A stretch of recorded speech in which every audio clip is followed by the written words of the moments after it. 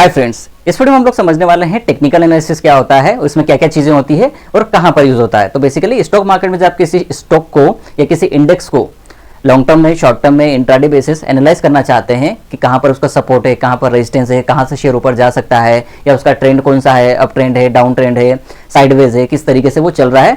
Basically इसके लिए हम एक चार्ट पर उसका पैटर्न देख के पता लगाते हैं कि शेयर में क्या हो रहा है या किसी इंडेक्स में क्या हो रहा है, किस तरीके से चलेगा। तो यहाँ पर पीछे स्क्रीन पर है, मैंने लिखा प्रॉपर बनाया हुआ है टेक्निकल एनालिसिस क्या होता है। तो टेक्निकल एनालिसिस में किसी भी शेयर या किसी भी इंडेक्स, यहाँ इंडेक्स भी हो सकता है, कोई शेयर भी हो सकता है, इंडेक्स भी हो सकता है, ठीक है। इंडेक्स मतलब Nifty, bank Nifty, mid cap Nifty, ये सारे इंडेक्स, सेंसेक्स हो गया।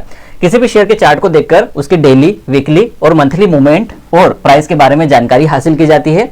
चार्ट के जरिए सबसे पहले शेयर का सपोर्ट और शेयर का रेजिस्टेंस देखा जाता है। यहाँ सपोर्ट से मतलब है कि किसी शेयर का कितनी बार किसी एक खास भाव से ऊपर गया है, मतलब सपोर्ट वो प्राइस होता है जहां पर प्राइस बार बार आता है और ऊपर जाता है। वहीं पर अगर आप, ठीक है, ज्यादातर एनालिस्ट सपोर्ट लेवल पर ही खरीदारी की सलाह देते हैं। वहीं रेजिस्टेंस का मतलब है कि कोई शेयर कितनी बार एक ऊपर से एक भाव से बार बार नीचे गिर रहा है, तो उसको आप बोलेंगे रेजिस्टेंस।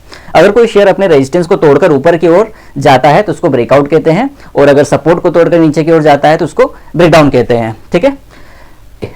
इस चार्ट में समझाता हूं सपोर्ट और रेजिस्टेंस का पूरा कॉन्सेप्ट। ये वाला जो सपोर्ट और रेजिस्टेंस है ये ट्रेंड लाइन के है, ठीक है। ये एक हॉरिजॉन्टल लाइन का सपोर्ट है, लेकिन ये जो रेजिस्टेंस है ये ट्रेंड लाइन का रेजिस्टेंस है। तो रेजिस्टेंस दो तरीके के हो सकते हैं, ट्रेंड लाइन का तीन तरीके के हो सकते हैं। बेसिकली ट्रेंड लाइन का रेजिस्टेंस हो सकता है, आपके हॉरिजॉन्टल लाइन का रेजिस्टेंस हो सकता है, और एक मूविंग एवरेज का रेजिस्टेंस भी हो सकता है। लेकिन यहाँ पर हम ट्रेंड लाइन का समझ रहे हैं। एक बार देखेंगे, दो बार देखेंगे, ये इस प्राइस से लगभग दो बार नीचे आया तो उसको आप बोलेंगे कि ट्रेंड लाइन का रेजिस्टेंस है। अब क्या है कि प्रीवियस रेजिस्टेंस देखेंगे, यहाँ पर आपका दो बार सपोर्ट बना है। हॉरिजॉन्टल लाइन पे भी यही होता है, जो प्रीवियस आपका रेजिस्टेंस होता है वो आपका अपकमिंग सपोर्ट बनता है। और यहाँ पर अगर हॉरिजॉन्टल लाइन या आप ट्रेंड लाइन का भी बोलेंगे तो ये सपोर्ट है। देखिए, एक बार, दो बार, तीन बार और ये चार बार इस प्राइस पर सपोर्ट लिया है, तो इस सपोर्ट से बार बार वापस गया, इसलिए इसको सपोर्ट प्राइस कहेंगे। यहाँ पर भी आप देखेंगे एग्जांपल में, तो इसको बोलेंगे आप सपोर्ट। किसी एक ही प्राइस पर बार बार आके जब कोई इंडेक्स या किसी शेयर का प्राइस ऊपर जाता है तो उसको बोलते हैं आप सपोर्ट प्राइस, और जब नीचे आता है उसको बोलते हैं रेजिस्टेंस प्राइस। जैसे ही ये अपने प्रीवियस रेजिस्टेंस को निकालता है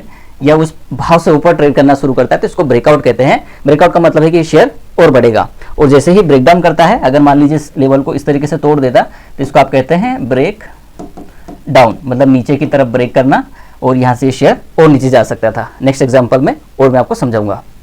टेक्निकल एनालिसिस में हम बहुत सारी चीज़ों का यूज़ करते हैं, जैसे weekly chart, monthly chart, daily chart. उसके अलावा हम लोग यूज़ करते हैं पैटर्न्स को, चार्ट पैटर्न, सपोर्ट, रेजिस्टेंस, जैसे मैंने आपको भी बताया। उसके बाद लॉन्ग टर्म ट्रेंड लाइन, जैसे ट्रेंड लाइन का मैंने आपको रेजिस्टेंस बताया था।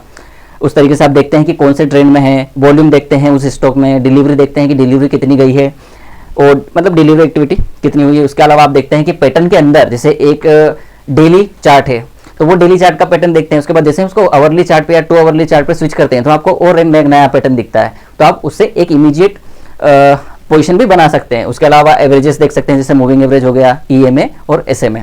और इसके अलावा इंडिकेटर्स भी बहुत सारे होते हैं, जैसे सुपर ट्रेंड है, और आप बहुत सारे इंडिकेटर यूज़ करते हैं। बेसिकली मैं सलाह देता हूँ कि कोई इंडिकेटर यूज़ ना करें। हाँ, RSI is good, you can use.